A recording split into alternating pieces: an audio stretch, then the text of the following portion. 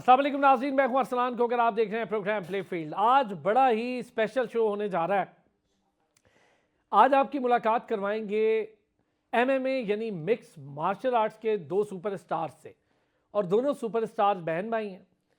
अच्छा, पाकिस्तान में ख़वातीन फीमेल फाइटर्स के लिए ना बड़ी कदगन थी, बड़ी मुश्किल थी। हम मुल्क में बच्चियों को कराटे करता तो देखते थे, लेकिन हार्ड कोर फाइट्स जिसे कहा जाता है, रिंग में उतर के करता, वो टैबू तोड़ने के लिए फिर एक लड़की आगे बढ़ी, और उस लड़की ने पाकिस्तान में तमाम फीमेल्स को हौसला दिया कि भाई ये किया जा सकता है। और इसमें नो डाउट कि उनके भाई का बड़ा रोल है, और बिल्कुल वालिद जैसा रोल है। उनकी फैमिली की बड़ी सपोर्ट है। कहीं फैमिली आड़े आती तो उनके भाई आगे खड़े हो जाते, और फिर यूँ चलता रहा ये सिलसिला। और देखते ही देखते बैनुल-अक़वामी फ़ाइट्स, बैनुल-अक़वामी अचीवमेंट्स पाकिस्तान के लिए लाना, फ्रेंच फाइटर हो, ऑस्ट्रेलियन फाइटर हो, थाई फाइटर्स हों या इंडियन हो, ये दोनों बहन भाई सबको ज़ेर करते हुए हर परेशानी, हर मुश्किल, फाइनेंस की कमी, स्पॉन्सर्स की कमी, इन सब चीज़ों को पीछे छोड़ के और बहुत आगे निकल गए। आज माशाल्लाह से अपना नाम भी बनाया, और ऐसा नाम बनाया कि लोग देखकर एमएमए की तरफ राग़िब होना शुरू हुए। अनीता करीम हमारी सुपरस्टार हैं, हमारी शानदार फाइटर हैं, पाकिस्तान का प्राइड हैं। अब रिश्ता या अज़दवाज से भी मुंसलिक हो चुकी हैं। पिछले दिनों माशाल्लाह शादी के बंधन में भी बन गईं। और उलूमी करीम हमारे साथ मौजूद हैं। आज दोनों से बड़ी डिटेल बातचीत होगी। दोनों सुपरस्टार्स एमएमए के, एमएमए खेल पर तो हम बात हमेशा इनके साथ करते हैं, आज ज़रा डिफरेंट पर्सपेक्टिव पे करेंगे। हुकूमती सरपरस्ती कितनी हासिल है, नहीं है, वो कहाँ जाके मसाइल का शिकार होती है, फाइनेंस की कमी क्या मुश्किल ले आती है, फिर जो बैनुल-अक़वामी फ़ाइट्स हैं उसके मयार को देखते हुए ख़ुद बाहर रहना पड़ता है, ट्रेन करना पड़ता है, ख़ुद को ट्रेन बहुत ज़्यादा करना पड़ता है। अनीता की ट्रेनिंग में बहुत ज़्यादा रोल उलूमी का है। उलूमी अनीता को बहुत ज़बरदस्त तरीके से ट्रेन करते रहे। फिर हमने एक ऐसी फ़ाइट भी देखी जब बैनुल-अक़वामी फ़ाइट एक फॉरेनर प्लेयर्स के साथ, जिनके पीछे पूरा क्रू होता है। अनीता की पाँव की उंगली रप्चर थी, ज़ख्मी थी, उसके बावजूद पाकिस्तान के टैग के लिए, पाकिस्तान के फ्लैग के लिए उन्होंने फ़ाइट लड़ी और वो जीती, और बड़ी मशहूर और मारूफ फ़ाइट है। उलूमी ने इंडियंस को ज़ेर किया, ईरानी फ़ाइटर्स को ज़ेर किया, दीगर दुनिया भर के फ़ाइटर्स के साथ फ़ाइट करते हुए पाकिस्तान का नाम आगे बढ़ा रहे हैं। आज ज़रा पाकिस्तान में मौजूद हैं दोनों हज़रात, और हमने सोचा कि ज़रा फ़ायदा उठाएं इस चीज़ का, तो स्टूडियो दावत दें। तो मैं बड़ा शुक्रगुज़ार हूँ दोनों का। अनीता कैसी हैं आप? Thank you so much. Ulumi thank you so much. और ये बताइए अनीता, शादी होगी माशाल्लाह से, इसकी बड़ी मुबारकबाद आपको। तो लोग ये पूछना चाहते हैं कि भाई आप एमएमए पे तो हमेशा बात करते हैं, अनीता की अब हो गई शादी, तो हस्बैंड और वाइफ के तौर पे भाई अनीता है फाइटर, तो ज़रा हस्बैंड के बारे में थोड़ा सा बताएं, क्योंकि फ़ाइटर्स जो होते हैं हम ज़रा जानना चाहते हैं कि उनके हस्बैंड उनके साथ कैसे लाइफ गुजारेंगे। तो ज़रा ये बड़ा मज़े का सवाल भी हो जाएगा, लोग भी जानना चाहते हैं। अनीता ज़रा बताएं, शादी के बाद की लाइफ कैसी जा रही है? सेम जा रही है, क्योंकि शादी के 2 हफ्ते बाद ही मैं इस्लामाबाद आई थी, क्योंकि मेरी फ़ाइट होने वाली थी। बाकी जो हस्बैंड है वो भी एमएमए ट्रेनर है, इसलिए इजी हो रहा। अच्छा ये देखें अनीता, कोई है शादी का टाइम भी नहीं गुजारा, 2 हफ्ते बाद ही फाइट के लिए तैयारी के लिए आ गए। जी फाइट था, तो सोचा कि बस पहले फाइट करते हैं, उसके बाद फिर घरेलू फाइट कर लेंगे, हैं? अच्छा ये बताएं, हस्बैंड आपके ट्रेनर हैं अनीता, और कितनी सपोर्ट है हस्बैंड की? अल्हम्दुलिल्लाह बहुत ज़्यादा सपोर्ट है, उनके फैमिली की भी तरफ से और मेरे अपने फैमिली की तरफ से भी। चलो ये तो बहुत अच्छी बात है। उलूमी, एक बड़ा टाइम देखा, हम उस स्ट्रगलिंग एज से मेरा ख्याल है साथ चले आ रहे हैं। हम भी स्ट्रगल कर रहे थे उस वक्त, आप भी कर रहे थे, हम अपना काम करने लगे, आप अपना काम। बड़ा लंबा सफ़र है उलूमी, पीछे मुड़ के देखें, अप्स एंड डाउन्स हैं, बहुत कुछ है। लेकिन इस अप्स एंड डाउन्स में ना अनीता को ये ज़रूर फ़ायदा हुआ कि आप वहाँ मौजूद थे। अप्स एंड डाउन्स आपने जितने देखे, आपने कोशिश की कि बहन को वो ज़रा कम, नो डाउट उसने भी देखे, लेकिन कम देखने पड़े। ज़रा हम शुरू करते हैं पुराने सफ़र पे। चुके कैसा लगा, एक तो शादी तक का सफ़र थोड़ा सा अनीता का आप हमें बेहतर डिस्क्राइब करें। और अनीता की शुरुआत तो हमें पता है, एक शरारती सी लड़की जो कि लड़ाई झगड़ा और इसमें फ्लाइंग किक बड़ी अच्छी मारती थी, तो हमने सोचा कि यार एमएमए तक आते ये बड़ा सफ़र है। तो ज़रा उस सफ़र से शुरू करें उलूमी थोड़ा सा। और अब अनीता की लाइफ ज़रा एक नए फेज़ में है, फिर अब हम पाकिस्तान के लिए फ़ाइट्स, इन चीज़ों को कैसे देखें? सबसे पहले तो अप्स एंड डाउन्स ऑब्वियसली हर किसी के लिए बहुत ज़रूरी होते हैं। अनीता के लिए अप्स एंड डाउन्स बहुत ज़रूरी थे और हैं भी। मेरा साथ होना इतना कोई मैंने उसको इस लिहाज से इतना कोई सपोर्ट नहीं किया या इस लिहाज से इतना मैंने उसको पैम्पर नहीं किया कि कोई इस तरह की अगर प्रॉब्लम होती, क्योंकि अगर उसको अप्स एंड डाउन्स आज फेस करने नहीं आएंगे, जैसे कि अभी शादी हो गई तो वो अप्स एंड डाउन्स वहाँ पे होंगे, तो हर जगह भाई नहीं होता बचाने के लिए। तो उसको वो सीखने के लिए जितना मेरी तरफ से अपनी तरफ से वो सीख सके, जितना उसको उससे सीख मिले उतना मैंने उसको एक्सपोज किया उन अप्स एंड डाउन्स के सामने। बाकी जो है जितना मुझे बेहतर लगा कि मुझे कवर अप करना चाहिए वो मैंने किया। अनीता की जर्नी ऑब्वियसली बचपन में यही था कि अगर कोई हुंजा में लड़कियों को कोई लड़के छेड़ते थे तो अनीता को बुलाते थे लड़ने के लिए कि हमें उस लड़के ने छेड़ा है, मुझे ना कि किसको सबक सिखाना है। तो वहाँ से आके इधर तक की जर्नी कि अल्हम्दुलिल्लाह आज आपके सामने बैठी है, और आप लोगों की वजह से जो है ना मीडिया वालों की वजह से ही जो है ना आके इतना नाम बनाया अनीता का, अपनी मेहनत और साथ में आप लोगों का सपोर्ट है। तो ऑब्वियसली एक बिल्कुल आसान चीज़ नहीं थी। मेरे जो 2 बड़े भाई हैं, कज़न, साथ में पूरी फैमिली जो है ना सब ने सपोर्ट किया। कोच एहतशाम, कोच अली सुल्तान, दोनों ने जो ये जर्नी स्टार्ट की मिक्स मार्शल आर्ट्स के, सबसे पहले मुझे सिखाया, फिर जब अनीता आई और Ehtesham is a big name. जी बिल्कुल। तो उसमें फिर अनीता मेरे विंग में, उन्होंने कहा कि अब तुम्हें जितना हमने सिखाया है इससे आगे अब तुम इसको जो है ना कंटिन्यू करो, तुम सिखाओ। तो ऑब्वियसली वो हमारा एक जो बॉन्ड था उसकी वजह से भी, और साथ ही साथ मुझे जो सिखाने का शौक़ था वो भी, और कोचेज़ ने जो मुझे रिस्पॉन्सिबिलिटी दी थी, क्योंकि उनको अपने ऊपर इतनी रिस्पॉन्सिबिलिटी थी टीम फाइट फोर्ट्रेस को चलाने की, इतने ज़्यादा एथलीट्स को वो लोग जो है आगे बढ़ा रहे थे, सिखा रहे थे। तो वो रिस्पॉन्सिबिलिटी जब मेरे ऊपर आई तो obviously we had to do something जो कि एक्स्ट्रा ऑर्डिनरी हो। अनीता, ऐसी क्या बात है, हाँ, कैमरे के आगे इतनी शर्मीली सी लड़की और रिंग में उतरती है तो एक फाइटर की सूरत में। अच्छा, ज़रा इसके बारे में भी हमें बताया अनीता। जब हम फाइट का जिक्र करें, चीज़ें सीखता जाता है आदमी। आप माशाल्लाह बाहर भी रह रहे हैं दोनों, वहाँ भी चीज़ों को सीख रहे हैं, पाकिस्तान में भी लोगों को भी सिखा रहे हैं। अनीता, फर्स्ट टाइम जब आप गए होंगे बाहर, नई चीज़ें सीखने को मिलती हैं, जाहिर है उलूमी के लिए भी था कि नई चीज़ें उन्हें भी सीखने को मिली।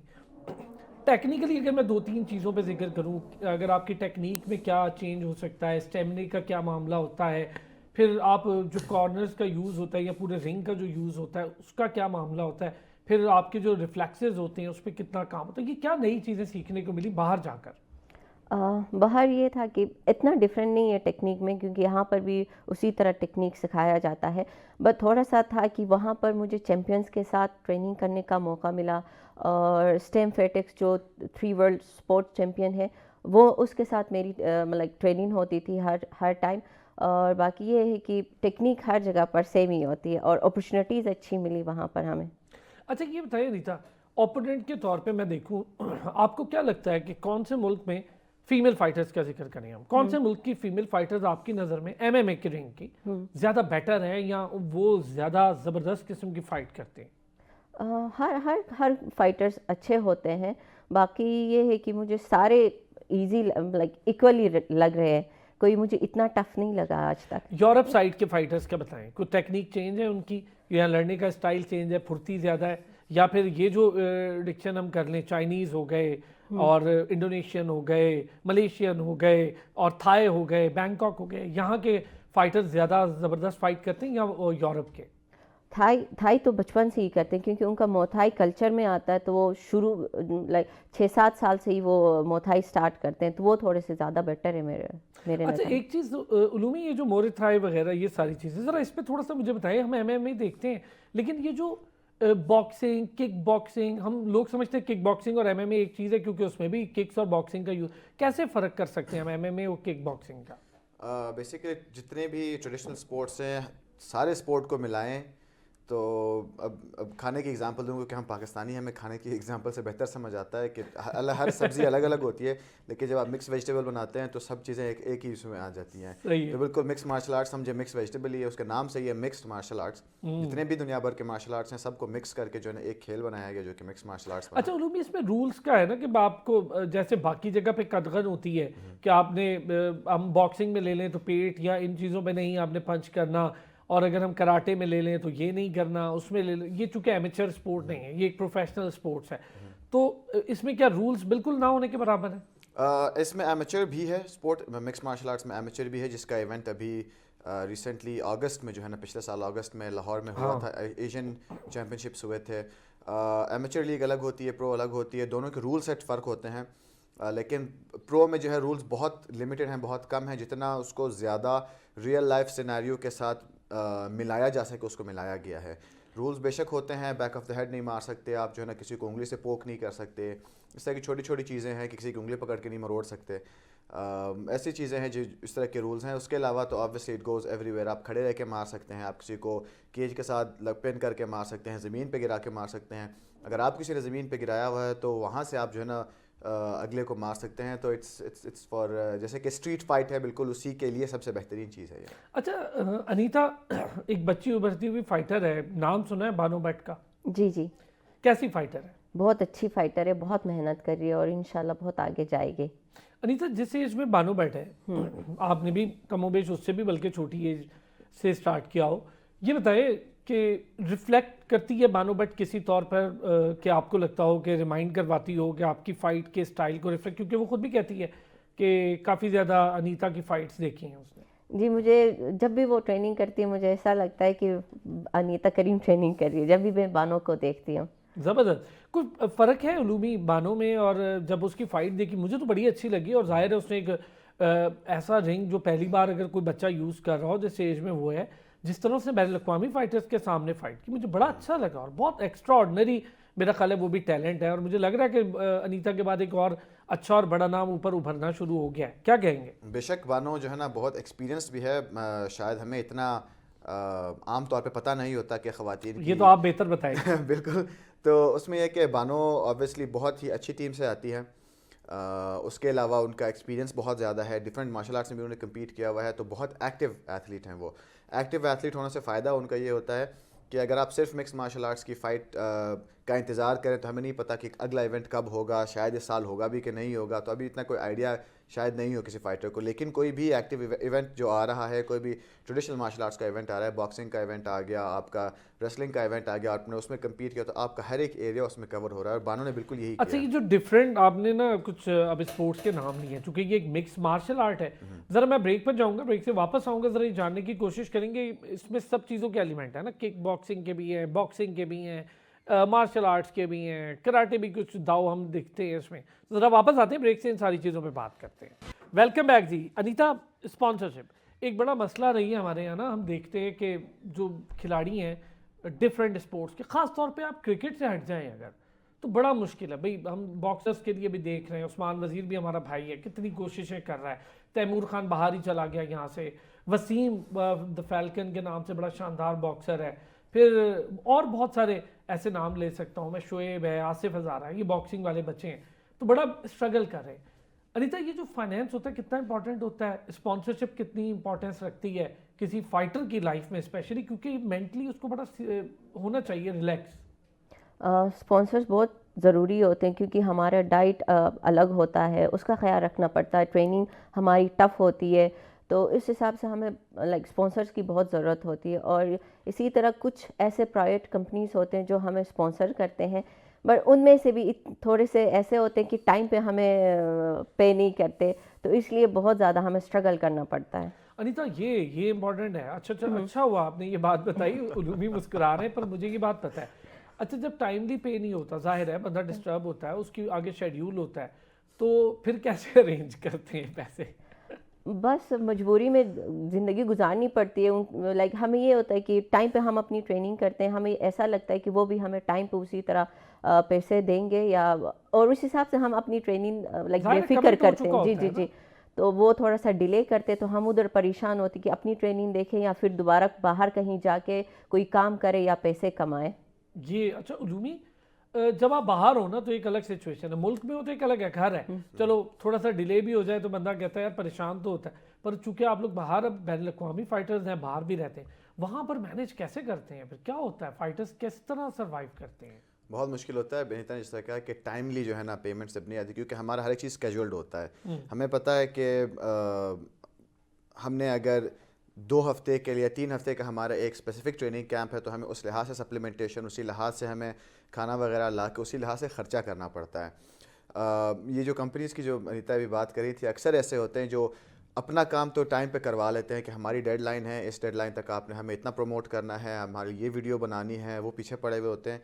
लेकिन जब पेमेंट्स रिलीज़ की बात आती है तो उस टाइम तक वो नहीं होता। बेशक हमारी फ़ाइट हो, बेशक हमारा ट्रेनिंग कैंप हो, धूप हो, छाँव हो, हम बीमार हों, हम सेहतमंद हों, कोई जो है ये चीज़ नहीं देखता कि कोई भी एथलीट हो। कि उसको फैसिलिटेट करना है, उसको टाइमली पेमेंट करना है। लेकिन अपनी जब उनकी बारी आती है तो उसमें ऑब्वियसली प्रॉब्लम होती है। खैर हमें सिर्फ ये होता है कि हमारी मेडिकेशन से लेके हमारी सप्लीमेंटेशन से लेकर न्यूट्रिशन ट्रेनिंग हर एक चीज़ स्केड्यूल्ड और प्लान्ड होती है। हमें पता है हमने ये 4 हफ्ते इस चीज़ पे काम करना है तो हमें ये स्पेसिफिक सप्लीमेंटेशन चाहिए होगी। हमें पता है कि हमने अपनी इंड्योरेंस पे काम करना है, स्ट्रेंथ पे काम करना है, तो हमें इस तरह की सप्लीमेंटेशन, इस तरह की खुराक लेनी होगी और इस तरह का हमारा स्केड्यूल होगा। तो जैसे ही हर एक चीज़, जैसे ही हमें पता चलता है कि हमें इस डेट को जो है ना या इस वीक में हमें पेमेंट मिलने वाली है, तो हमारा पूरा स्केड्यूल बन जाता है महीने का, 6 हफ्ते का जो भी हमारा कैंप होता है। जैसे ही वो चीज़ नहीं होती तो फिर हमें ऑब्वियसली फिर प्रॉब्लम होती है। हमें घर पे बताना पड़ता है कि यार कुछ पैसे मिल सकते हैं। हम पर्सनली जो है ना भाइयों को बोलते हैं यार कुछ टाइम के लिए पैसे मिल जाएंगे क्योंकि ये होगा वो होगा। अब हमें ये नहीं पता भाई कहाँ से पैसे लेके आ रहे हैं, उनको अपने बच्चों को अरेंज कर लेते हैं और जो है ना वो हमें दे देते हैं। और फिर अक्सर ऐसा होता है कि अक्सर औकात फ़ाइट के पैसे पहले आ जाते हैं लेकिन स्पॉन्सर्स के पैसे बहुत लेट आते हैं। ये मैं अपने नाज़रीन को भी बताऊं, ये कोई इतना आसान नहीं होता। आप देख रहे हैं ना जो बात सुन रहे हैं, ये सिर्फ कहने को इतने आराम से बता गए।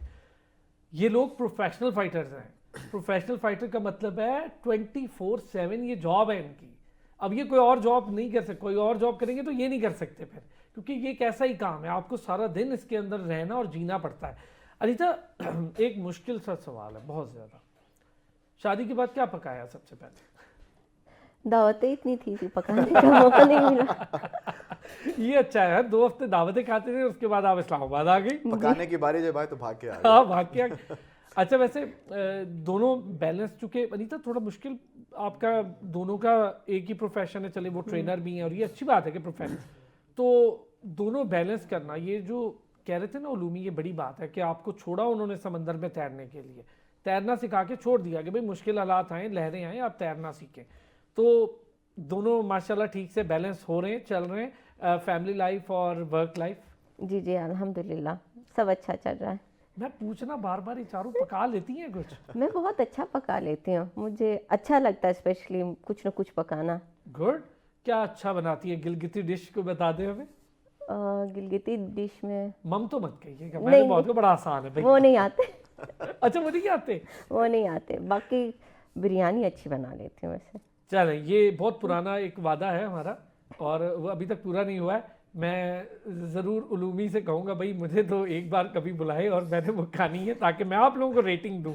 अच्छा उलूमी, अब आते हैं इस पर, हम काफ़ी सारी डिफरेंट एस्पेक्ट्स पे बात कर रहे हैं।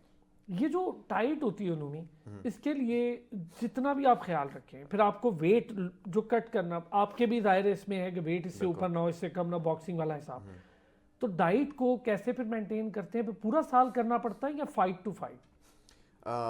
हमें जब स्केड्यूल का पता चलता है, जनरली तो ये रूल ऑफ थंब ये है कि आप पूरे थ्रू आउट द ईयर जो है ना अपने वेट को मेंटेन करके रखें, जितना हो सकता है फाइट वेट के करीब रहें, ताकि आपको बहुत ज़्यादा वेट कट ना करना पड़े। हाँ, अगर आप इतना एक्सपीरियंस्ड है, आपको पता है कि मेरी मैक्सिमम लिमिट ये है, सीलिंग लिमिट ये बनती है, या इसके बाद जो है ना मैं ख़ुद को पुश नहीं करना चाहूँगा या नहीं करना चाहूँगी, तो वहाँ तक आप अपना वेट पुश कर सकते हैं, आप ख़ुद को रिलैक्सेशन देते हैं। और उसके बाद फिर जब आपका सीज़न ऑन होता है, फाइट आ रही होती है, तो आप उस कैंप में जो है ना वेट को नीचे लेके आते हैं, कट करते हैं। अच्छा रीता, ऐसा हुआ होगा ना कभी वेट थोड़ा ज़्यादा भी हो जाता है बंदे का या कम हो जाता है, तो उस वेट में वापस जाने के लिए भी कितनी मेहनत करनी पड़ती है और क्या खाना क्या पड़ता है, ये ज़रा पता लगे ना हमें भी। वेट कम करने के लिए तो फिर डाइट फॉलो करना पड़ता है, और वेट ज़्यादा करने के लिए तब भी डाइट फॉलो करना पड़ता है। क्या ज़्यादा शौक से खाती हैं फिर आप? मैं गोश्त ज़्यादा खा लेती हूँ शौक से, बट ये है कि वेट कट करने में भी थोड़ा सा उसको फिर फीका करना पड़ता है। बाकी तो हम कुछ न कुछ मसाले वगैरह डाल लेते हैं। हाँ, लेकिन जब वेट कट करना हो, अच्छा ऐसा कभी हुआ नहीं था कि फाइट से पहले पता लगा हो यार थोड़ा सा वेट अब भी ज़्यादा है, फिर उसके लिए कोई बड़ी जल्दी कोई काम किया हो? ऐसा होता है ना कभी कभी, बिल्कुल एट दी एंड पता चलता है कि यार थोड़ा सा वेट ज़्यादा है। नहीं, क्योंकि हम उसको प्लेइंग के हिसाब से चलते हैं उसको। लाइक हमारे पास अगर 3-4 हफ्ते हैं तो किस तरह पहले हफ्ते में कितना वेट कम करना है, फिर दूसरे हफ्ते में कितना, और फाइट के करीब कितना वेट कम करना है, तो एक प्लान बना हुआ होता है। ओके, उस प्लान पे फिर चलते हैं आप।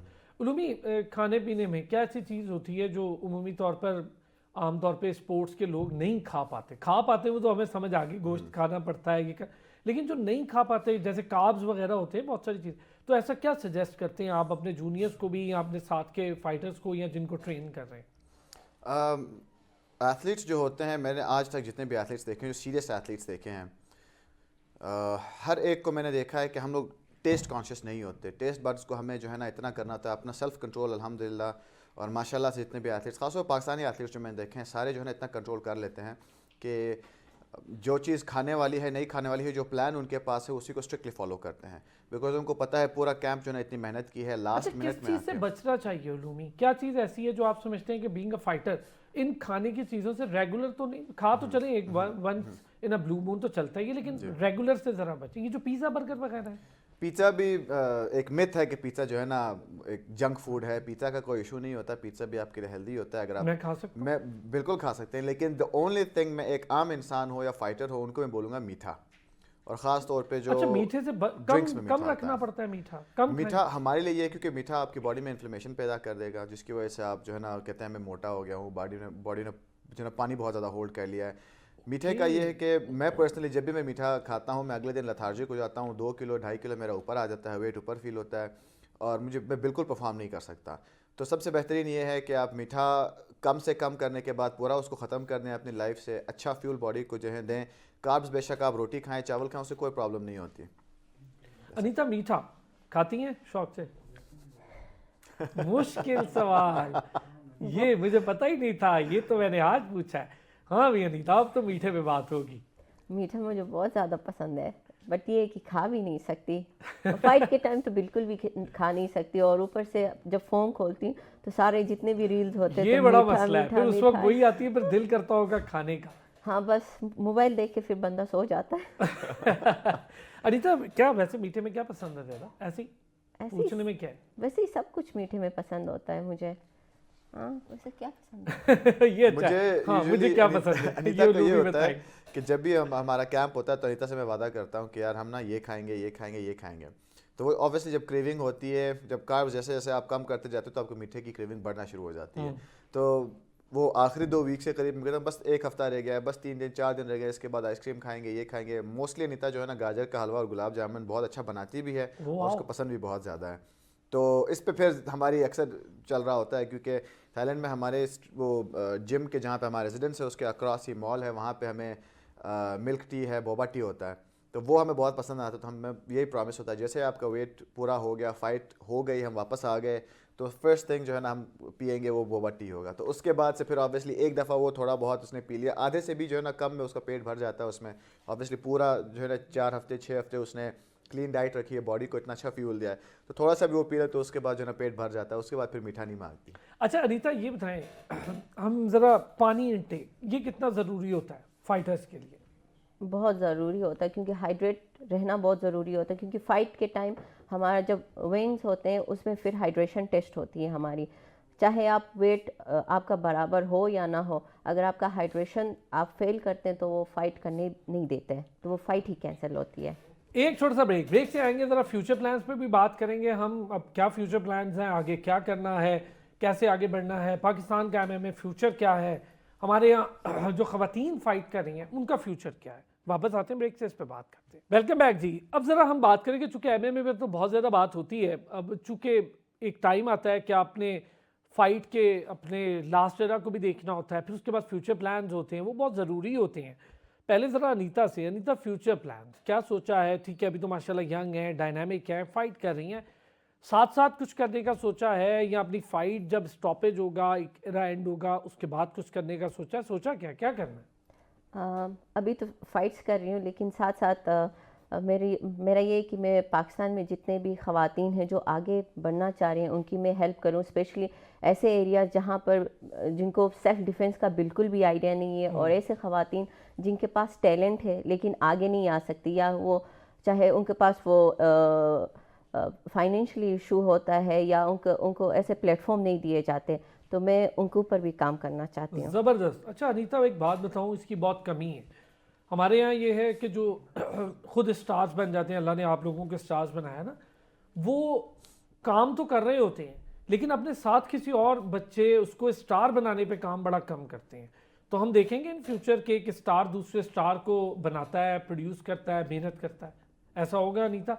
और क्या कोई एरिया स्पेसिफिक है, जैसे आप जहाँ गिलगित से हैं, गिलगित बल्तिस्तान से, या पूरे पाकिस्तान में जिस जगह भी चाहेंगे तो काम करना चाहेंगे? मुझे पूरे पाकिस्तान से सपोर्ट करके मैं आज इस मुकाम पर पहुंची हूँ, तो मैं पूरे पाकिस्तान में फ़ीमेल्स के ऊपर काम करना चाहती हूँ। ज़बरदस्त उलूमी, ये एक अच्छा है, मतलब मैं समझता हूँ ये बहुत ज़रूरत है इस टाइम ना। और एक अगर कोई कदम बढ़ाएगा ना अनीता जैसे पर्सनैलिटी, तो शायद बहुत सारे लोगों के फ्यूचर के लिए बड़ी सिक्योर हो जाए ये बात।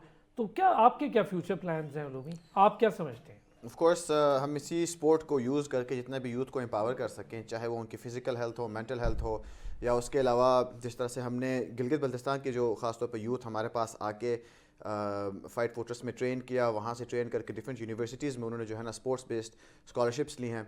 तो इस तरह के कामों के ऊपर हम चाहते हैं इसको और एक्सपैंड करें, इसको गिलगित बल्तिस्तान से शुरू करें क्योंकि हमारा अपना एरिया है, वहाँ बिल्कुल पे सही। लोग हमें जानते हैं, लोग हमें हेल्प करते हैं, सपोर्ट करते हैं, तो वहीं से शुरू करें ताकि एक हमारे पास सॉलिड बेस हो, फाउंडेशन हो, उसके बाद पूरे पाकिस्तान भर में इसको फैलाएं, ताकि अवेयरनेस हो लोगों के फिजिकल मेंटल हेल्थ के अलावा एजुकेशन में या उनके कामों में उनको हेल्प आए इस चीज़ की। अच्छा अनीता, एक वैसे तो खैर इस प्रोग्राम में ये हमारा आज का टॉपिक नहीं था, लेकिन मैं चाहूँगा कि एक हमारी बड़ी अच्छी फाइटर है, बॉक्सिंग बहुत अच्छी करती है, स्पीडी फाइटर है, मैंने उनकी फ़ाइट चूँकि खुद जाके देखी है, बुशरा कटाना, और बहुत एक्सीलेंट फाइटर है। तो मेरी आपसे बड़ी रिक्वेस्ट होगी कि एक बार आप ज़रूर विज़िट करें उनकी एकेडमी, यहाँ रावलपिंडी 6 रोड पर है। ज़रा उस फाइटर पे नज़र रखें और मैं चाहूँगा कि उसकी हेल्प आउट भी करें, जो उसको टेक्निक्स में बेटरमेंट चाहिए हो वो करें, क्योंकि शी इज़ वेरी ब्रिलियंट। आप उसको देखेंगे तो आपको अंदाज़ा होगा कि उसकी स्पीड ना अनरियल स्पीड है, पंचेस की और किक की अनरियल स्पीड, मैं लिटरली बता रहा हूँ। तो बड़ी अच्छी फाइटर है, तो ये भी देखें, चूँकि आप प्रमोट करना चाह रही हैं लोगों को, तो ये अच्छा है। अच्छा अनीता, अब ये बताएं कि ये जो सेल्फ मेडिकेशन है, कैसे अपने यंगस्टर्स को कहेंगे कि इससे ज़रा दूर रहें, और इससे क्या नुकसान होते हैं सेल्फ मेडिकेशन से? एक बीइंग ए स्पोर्ट्समैन, जैसे कोई हमने घर में सर दर्द हुआ तो डिस्प्रिन ले ली और ये दवाई ले ली, और ऐसे इसके क्या नुकसान हो सकते हैं किसी स्पोर्ट्स पर्सनैलिटी के ऊपर? इसके लाइक साइड इफ़ेक्ट्स बहुत होते हैं। अगर मुझे सर दर्द हुआ तो मतलब ये है कि मेरी बॉडी में पानी कम है या इस वजह से मुझे सर दर्द हो रहा है, डिहाइड्रेट हूँ। अमूमन ये होता है कि इवन जब मैं अब घर में किसी को बोलती हूँ कि आप सर दर्द हो रहा है तो दवाई दे दो, ये मैं कि दवाई ना खाइए, आप पानी पी ले, पानी से आप ठीक हो जाए। पानी से कौन ठीक हो जाता है? तो ये मतलब पहले बस दिमाग में रखा हुआ कि आप दवाइयों से ठीक हो सकते हैं। आप जाएं ट्रेनिंग कर ले, सबसे बेस्ट ट्रेनिंग है। जितने भी आपके प्रॉब्लम्स होते हैं वो सारे ख़त्म हो जाएंगे, और अपने आप को हाइड्रेट रखें। ज़बरदस्त। क्या कहेंगे उलूमी इसी पर, क्योंकि सेल्फ मेडिकेशन बड़ा मसला है हमारे यहाँ स्पोर्ट्स के लोगों के लिए, इतनी बेचारों के पास अवेयरनेस नहीं है ना। बिल्कुल, अब सारी मेरी बातें नीता ने बोल दी, लेकिन ये है कि एक चीज़ होती है कि हमें आदत होती है हर एक चीज़ का एक्सपर्ट खुद बनने की, तो हमें लगता है कि बस ये हो गया है तो मुझे इस दवाई की ज़रूरत होगी क्योंकि फ़लाने को भी ये मसला हुआ था, तो हम लोग डायग्नोसिस के ऊपर जल्दी उतर आते हैं। सबसे जो बेसिक नीड होती है मुझे ह्यूमन ऐसा बॉडी क्यों की लग रहा है ये लोग, आप लोग मुझे कह रहे हैं? क्योंकि ऑब्वियसली ऐसा होता है। साथ साथ जो है सबसे बड़ा जो इशू निकल आता है वो जनता जैसे बोला डिहाइड्रेशन का होता है। लोग सादा पानी पी लेते हैं, रोज़ में जो है ना अपनी टीम को भी यही बोलता हूँ कि खाली आप पानी पीते हैं आपकी बॉडी से नमकियात फ्लैश आउट हो जाते हैं। अनीता, कुछ लास्ट में कहना चाहें फीमेल्स के लिए, कुछ भी जो आपका दिल करे? बस मेहनत करते जाएं, इंशाल्लाह ज़रूर कामयाब होंगे। मैं कहता हूँ अपने ऊपर यकीन यकीन जैसे रखिए। आपने रखा, उलूमी ने रखा, अपने ऊपर यकीन रखें। और मैं फैमिलीज़ को भी कहूँगा सपोर्ट करें, फीमेल्स को जो वो करना चाहती हैं उसमें सपोर्ट करें। आपका ये कमाल ये होगा कि आपका नाम बनेगा, वो अपना नाम तो बनाएगी, आपका नाम बनेगा। बहुत शुक्रिया Anita, thank you so much, आप आई, और आपकी जो ज़वाजी ज़िंदगी है उसके लिए बहुत ज़्यादा मुबारकबादें और हम बेस्ट विशेस। थैंक यू उलूमी, आपने भी हमें आज ज्वाइन किया। नाज़रीन आपका भी शुक्रिया, कल फिर होती है आपसे मुलाकात, अपना ख्याल रखिएगा।